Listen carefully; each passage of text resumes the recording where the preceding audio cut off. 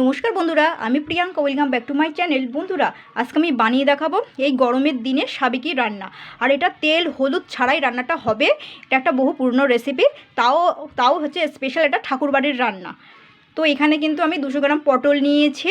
200 গ্রাম পটল আমি এরকম লম্বা করে কেটে নিয়েছি আর হালকা করে খোসাগুলো ছাড়িয়ে নিয়েছি। দেখুন, আর দু টুকরো করে কেটে নিয়েছি। এটা পটলগুলো কিন্তু ধুয়েও রেখেছি, ধুয়ে রেখেছি। আর এখানে নিয়েছি 100 গ্রাম পরিমাণ মুগ ডাল। 200 গ্রাম পটলে আমি 100 গ্রাম মুগের ডাল নিয়েছি।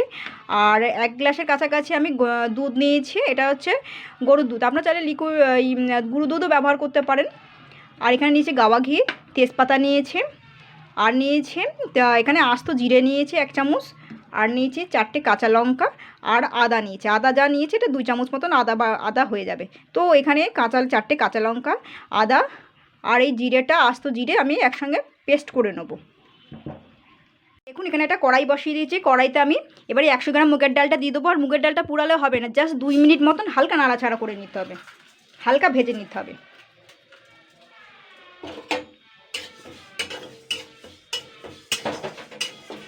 মুগের ডালটা লাল লাল করে ভাজলে হবে না, জাস্ট 2 মিনিট।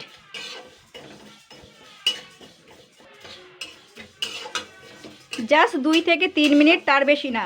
4-5 মিনিট হয়ে গেলে এই ডালটা কিন্তু লাল লাল হয়ে যাবে। তো এবার আমি এটা কিন্তু তেল ছাড়াই ভাজছি, এটা ভাজতে হবে। আর এই রেসিপিটা ভাত, রুটি, লুচির সঙ্গে কিন্তু হেভি সুন্দর লাগবে খেতে। আর এইভাবে খুন্তি দিয়ে নাড়তে হবে। এবার আমি জল দিয়ে দেবো।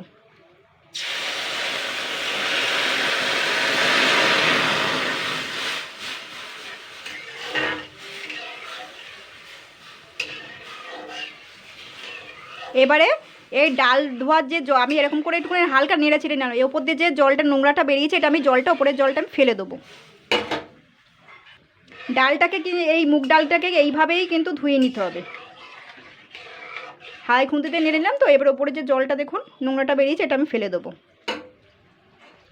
তো ডাল ধোয়ার জলটা আমি ফেলে দিয়েছি, আপনারা চাইলে দুবারও ধুয়ে নিতে পারেন। তো এবার আমি এই কড়াইয়ের মধ্যে আমি আবারও জল দিয়ে দিচ্ছি। এই 1 গ্লাস পরিমাণই জল দিয়েছি। এইবারে এই সাইড দিয়ে ডালগুলো লেগে রয়েছে, এইভাবে টুকনি নিচে নামিয়ে দেবো।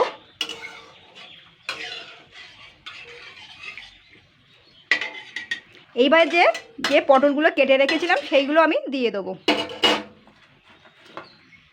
এগুলো ধুয়ে কেটে রাখা কিন্তু। দুটো তেজপাতা দুটোও দিয়ে দেবো।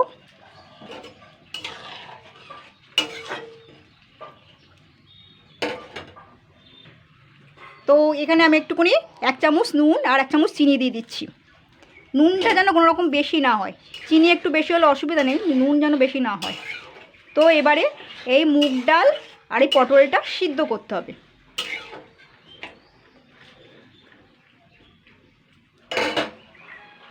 তো বন্ধুরা দেখুন, মুগ ডাল আর পটলটা কিন্তু সিদ্ধ হয়ে গেছে।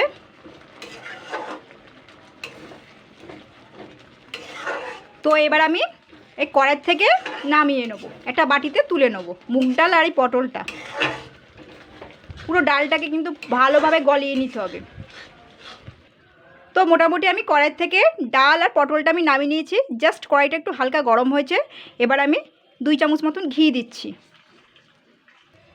এবারে যে 2 চামচ আদা বাটা, যে 4টে কাঁচা লঙ্কা বাটা আর যে জিরেটা, আস্ত জিরে, সেটা আমি যেটা পেস্ট করে নিয়েছি, তো সেইগুলো আমি দিয়ে দিচ্ছি।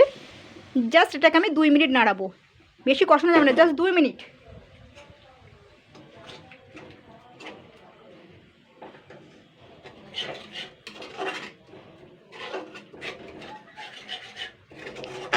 তো 2 মিনিট হয়ে গেছে।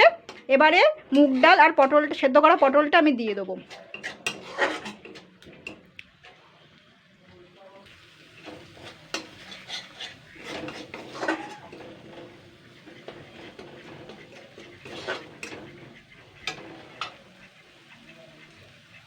এটা আমি দিয়ে দিচ্ছি। এবার আমি একটু জল দিয়ে দেবো। এটা কিন্তু খুব জল জল হবে না, ঘন হবে।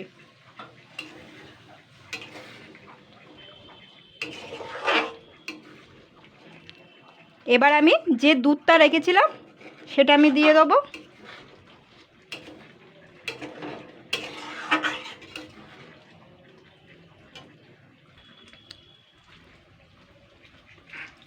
কাঁচা দুধটা দিয়ে দিচ্ছি। এটা কিন্তু গরুর দুধ, আপনারা চাইলে পাউডার দুধ গুলে দিয়েও করতে পারেন। এবার আমি এর মধ্যে একটুখানি ঘি দিয়ে দেবো, আবারও 1 চামচ ঘি দিয়ে দেবো। জাস্ট এটাকে আমি 3-4 মিনিট ফুটিয়ে নেব, তারপরে কিন্তু আমি নামিয়ে নেব। তো এটা 3 মিনিট হয়ে গেছে। তো এবার আমি গ্যাসটা বন্ধ করে দেবো, আমি কড়াই থেকে একটি বাটিতে তুলে নেব। বন্ধুরা, এই ছিল আজকের রেসিপি, ঠাকুর বাড়ির স্পেশাল রান্না দুধ পটল। তো এইভাবে বানাবেন তেল হলুদ ছাড়াই। তো সত্যি বলছি অসাধারণ। আর এটা কিন্তু ভাত রুটি লুচি যাই বলুন না কেন হেভি সুন্দর লাগবে। এটা একদম পুরো সাবেকি রান্না। আর নামানোর আগে অবশ্যই একটু নুন মিষ্টিটা দেখে নেওয়া হবে।